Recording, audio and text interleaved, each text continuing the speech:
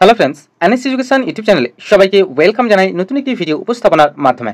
এই মুহূর্তে যে গুরুত্বপূর্ণ এবং বিগ ব্রেকিং আপডেটের দিকে আমরা নজর রাখবো সেটি হচ্ছে এসএসসি শিক্ষক নিয়োগ আপডেট। এই এসএসসি 2016 সালের চাকরি বাতিল মামলার গুরুত্বপূর্ণ এবং বিস্তারিত আপডেট থাকছে আমাদের এই ভিডিওটির মাধ্যমে। তো আমরা প্রত্যেকেই জানো আগামীকাল অর্থাৎ 2 ফেব্রুয়ারি কিন্তু আমাদের এই মামলাটি সুপ্রিম কোর্টের কোর্ট নাম্বার 1-এ প্রধান জাস্টিস ও সিজি সঞ্জীব খান্না মহাশয় এবং সঞ্জয় কুমারের বেঞ্চে একদম 34 নম্বর সিরিয়ালে এই মামলাটি কিন্তু লিস্টেড রয়েছে ডেলি কোচ লিস্টে।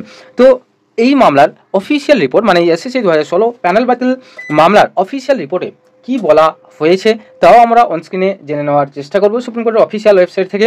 এবং এই এসএসসি 2016 সালের প্যানেল বাতিল মামলাটি কি 2 ফেব্রুয়ারি ওঠার সম্ভাবনা কতটুকু কি রয়েছে তাও আমরা জেনে নেওয়ার চেষ্টা করব। তো তার A to Z বিস্তারিত তথ্য থাকছে আমাদের এই ভিডিওটিতে। তো তোমরা যারা এই মুহূর্তে অনস্ক্রিনে রয়েছে তাদেরকে এনএস এডুকেশন ইউটিউব চ্যানেলের তরফ থেকে অনুরোধ করা হচ্ছে তোমরা ভিডিওটি লাস্ট পর্যন্ত দেখো। অনেক রকম চেঞ্জেস বা পরিবর্তন রয়েছে এই অফিসিয়াল রিপোর্টে। তো কী কী চেঞ্জেস বা পরিবর্তন রয়েছে সেটা আমরা জেনে নেওয়ার চেষ্টা করব এই মুহূর্তে। আমরা এই মুহূর্তে রয়েছি সুপ্রিম কোর্ট অফ ইন্ডিয়ার অফিসিয়াল ওয়েবসাইটে এবং এই অফিসিয়াল ওয়েবসাইটের যে ডেলি অফিস রিপোর্ট সেটা আমরা জেনে নেওয়ার চেষ্টা করবো অনস্ক্রিনে। তোমরা অনস্ক্রিনে দেখতে পাচ্ছ এটা লিস্টেড রয়েছে 10/2/2025 মানে 10 তারিখের এই অফিসিয়াল রিপোর্ট, যেটা হচ্ছে কোর্টরুম নাম্বার 1 থেকে দেওয়া রয়েছে এবং আইটেম নাম্বার 34 অ্যান্ড এটসেট্রা, মানে হচ্ছে the state of West Bengal versus Baishakhi Bhattacharya and Chatterjee. তো আজকে আমরা জেনে নেওয়ার চেষ্টা করবো সর্বপ্রথম সেই অফিস রিপোর্ট যেটা কি বলতে চেয়েছে এই মামলাকে কেন্দ্র করে এবং কোনো রকম কি কোনো কিছু অফিসিয়াল রিপোর্টে চেঞ্জেস হয়েছে কিনা এবং কী কী চেঞ্জেস হয়েছে সেটা আমরা জেনে নেওয়ার চেষ্টা করব।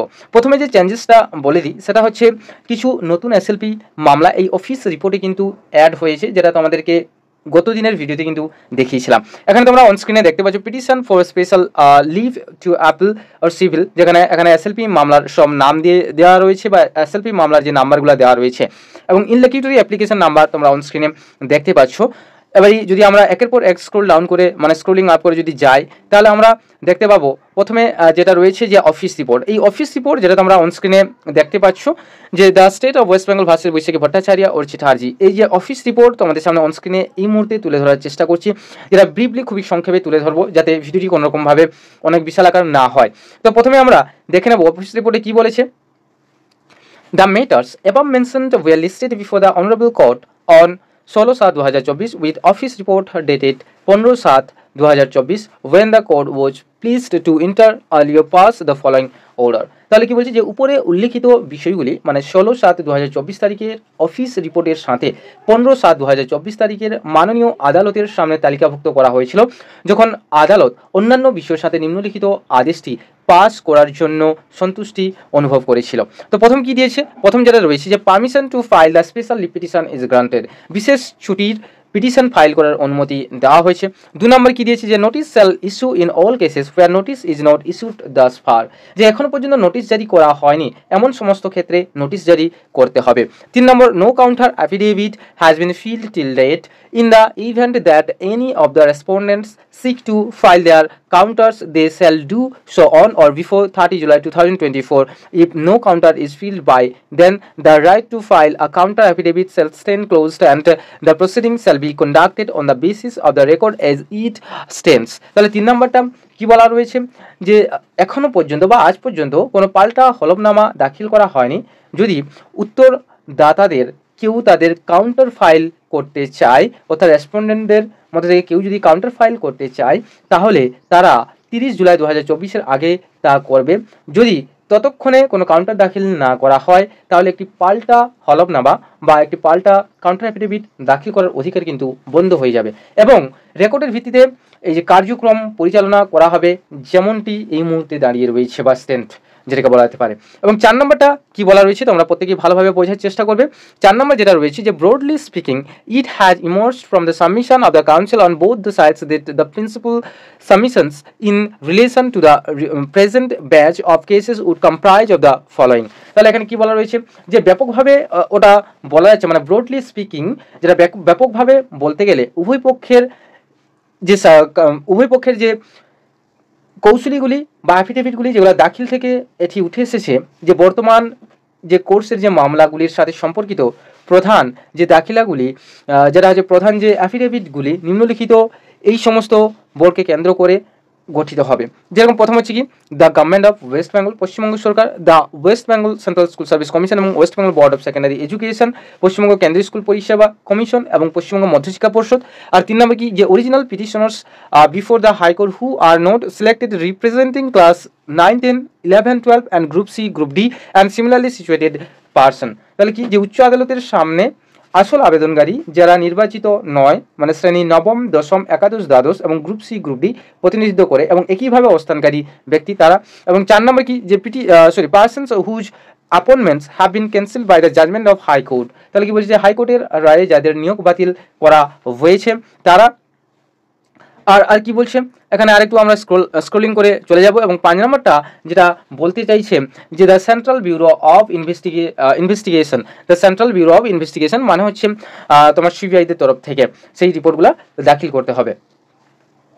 নাম্বার 5 যেটা বলছে যে we have clarified during the course of the hearing to assuage the concerns of all the council that these are board categories and will not exclude possibility of any person having a distinct case representing it before this court। তাহলে 5 নম্বরটা কি বলা রয়েছে যে আমরা শুনানির সময় সমস্ত যে কৌশলী রয়েছে বা সমস্ত যে অ্যাফিডেভিট রয়েছে সেই অ্যাফিডেভিটের যে কনসার্নগুলি, যে উদ্বেগগুলিকে প্রশমিত বা এক্সটেন্ড করার জন্য স্পষ্ট করে দিয়েছি বা দেওয়া হয়েছে যে এগুলি বিস্তৃত বিভাগ এবং কোনো ব্যক্তির এই আদালতের সামনে একটি পৃথক মামলা উপস্থাপন করার সম্ভাবনাকে বাদ দেওয়া হবে না। এবং 6 নম্বর কি বলা রয়েছে যে all the council appearing in this base of matters who fall into one of the above stated categories shall furnish details to miss Asha Sharma, counsel for the state of West Bengal during the course of the day so that a consolidated master list of counsel can be prepared। তাহলে 6 নম্বর যেটা বলা রয়েছে যে এই কোর্সে উপস্থিতি বা এই যে কাউন্সিলের মধ্যে উপস্থিত সমস্ত যে যারা কাউন্সিল রয়েছে যার উপরে উল্লেখিত শ্রেণীগুলির মধ্যে একটিতে পড়েন বা যারা উল্লেখিত এইসব শ্রেণীগুলির মধ্যে একটিতেই পড়েন তারা দিনের এবং ছুটিকে বাদ দিয়ে যে কোনো ছুটির দিনগুলো বাদ দিয়ে যে কোনো সময় কিন্তু পশ্চিমবঙ্গ রাজ্যের কাউন্সিল মিসেস আস্থা শর্মাকে বিশদ বিবরণ দেবেন যাতে কাউন্সিলের একটি একীভূত মাস্টার তালিকা তৈরি করা যায় বা করা যেতে পারে। 7 নম্বর যেটা বলা রয়েছে আমরা দেখে নেব। 7 নম্বর যে given the large number of petitions which have been filed before this court it would be necessary to have a common compilation which can be relied upon by all the council at the time of hearing। তাহলে কি বলছে যে এই আদালতের সামনে যে বিপুল সংখ্যক petition দাখিল করা হয়েছে তার পরিপ্রেক্ষিতে একটি সাধারণ সংকলন থাকা প্রয়োজন যা শুনানির সময় সমস্ত কৌশলের দ্বারা সমস্ত অ্যাফিডেভিট দ্বারা নির্ভর করা যেতে পারে। নেক্সট কি বলা রয়েছে 8 নম্বর কি বলা হয়েছে যে in order to facilitate the preparation of a common compilation মানে যে সাধারণ সংকলনের কথা বলা রয়েছে by consent we appoint the following advocates as nodal counsel হিসেবে miss Astha Sharma, miss Shalini Kaul, mister Shekhar Kumar, mister Kunal Chatterjee and mister Partha Sheel. তাহলে কি বলা রয়েছে যে একটি কমন কম্পাইলেশন বা সাধারণ সংকলন প্রস্তুত করার সুবিধার্থে সম্মতির মাধ্যমে আমরা অর্থাৎ মহামান্য আদালত নিম্নলিখিত অ্যাডভোকেটদের নোডাল কাউন্সিল হিসেবে নিয়োগ করলেন যারা হলেন miss Astha Sharma, miss Shalini Kaul, mister Shekhar Kumar, mister Kunal Chatterjee এবং মিস্টার পার্থ শীল। এবং 9 নম্বর পয়েন্টটা কি বলছে 9 নম্বর যে পয়েন্টস রয়েছে সেই 9 নম্বর পয়েন্টটা কি বলছে আমাদেরকে দেখে নিতে হবে এক্ষুনি। The nodal council shall prepare a common compilation in the electronic form. The common compilation shall be circulated to all the council appearing on behalf of the contesting parties in the proceeding and also be emailed to cmvc.dyc@gmail.com. This exercise shall be completed within a period of 2 weeks. তাহলে এখানে কি বলা রয়েছে যে nodal council electronic আকারে একটি common compilation প্রস্তুত করবে।